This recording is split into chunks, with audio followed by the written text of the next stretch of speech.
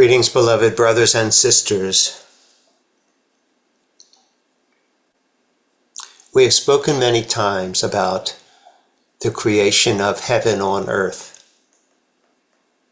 Interestingly, it really just comes down to a decision. It's a willingness to allow this to be. Heaven is already here, but it may not be what you are conscious of. So it requires a change in your consciousness. Here is an exercise you might try sometime. Think of some people in your life that you feel very comfortable with. They could be members of your own family, but they could also be members of your selected family, people around whom you feel accepted and loved, and towards whom you feel the same way. There is permission for them to be exactly the way they are. And rather than this be an allowance, it's actually a celebration. You wouldn't want them to be any other way than the way they are. That's part of what you love about them.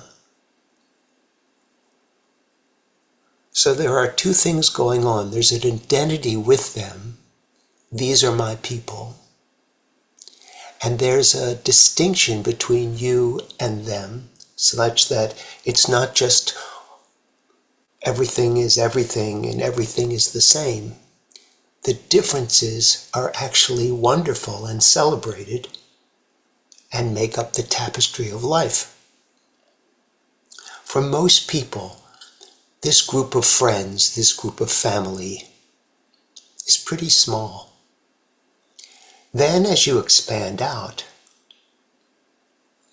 it's harder to afford the same allowance and acceptance without bringing up fear.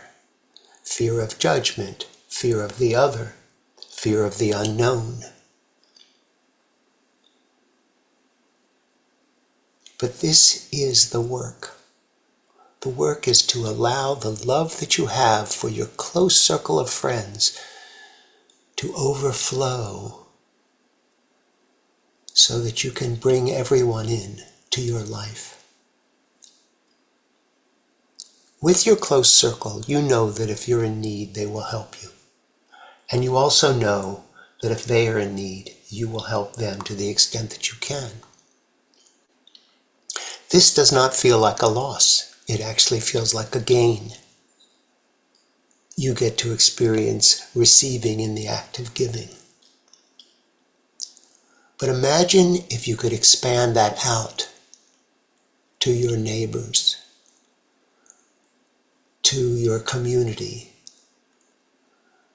to people who don't look like you or believe as you do, who are on their own path with their own lessons and their own life experiences, and yet you allow and accept them into your family, the family of humankind, the brotherhood and sisterhood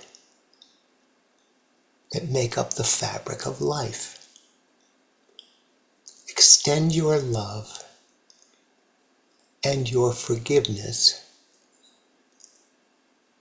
to them, and imagine them extending it to you.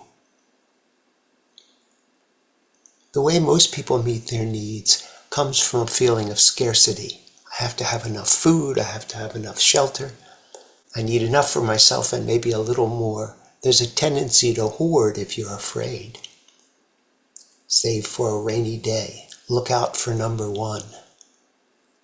Or at least look out for your own family. But imagine everyone was your family. Everyone met everyone's needs as they arose. There was no reason to hoard, and there was no reason to fear. because your connection to everyone is what supports you and supports them and supports you in supporting them. Try this exercise where you extend your light and your love and feel it extended to you, where you're not only including, but you are included in everyone else's perceptions, whether they realized it or not. As you accept yourself deeper and deeper, you will accept everything and see the value and the purpose and the innocence in people experiencing their lives to the fullest.